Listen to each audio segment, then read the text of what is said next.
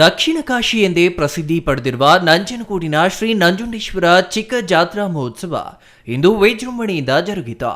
ನಂಜನಗೂಡಿನ ಶಾಸಕ ದರ್ಶನ್ ಧ್ರುವನಾರಾಯಣ್ ರಥಕ್ಕೆ ಪೂಜೆ ಸಲ್ಲಿಸುವ ಮೂಲಕ ರಥೋತ್ಸವಕ್ಕೆ ಚಾಲನೆ ನೀಡಿದರು.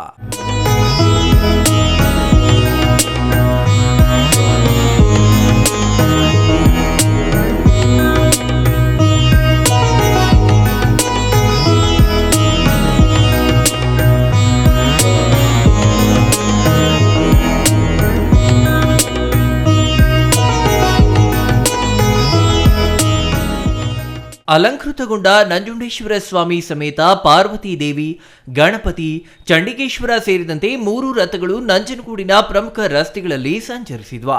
ಈ ಸಂದರ್ಭದಲ್ಲಿ ಸಾವಿರಾರು ಭಕ್ತಾದಿಗಳು ಹಣ್ಣು ದವನಗಳನ್ನ ಎಸೆದು ರಥ ಎಳೆದ್ರು. 3 ರಥಗಳು ಸ್ವಸ್ಥಾನಕ್ಕೆ ನಿಗದಿತ ಸಮಯದಲ್ಲಿ ಸೇರಿದ್ವು.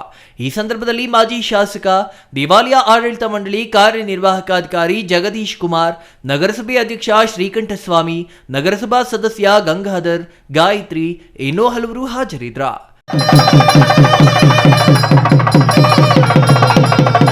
Kumar, CTV news, Nanjangud.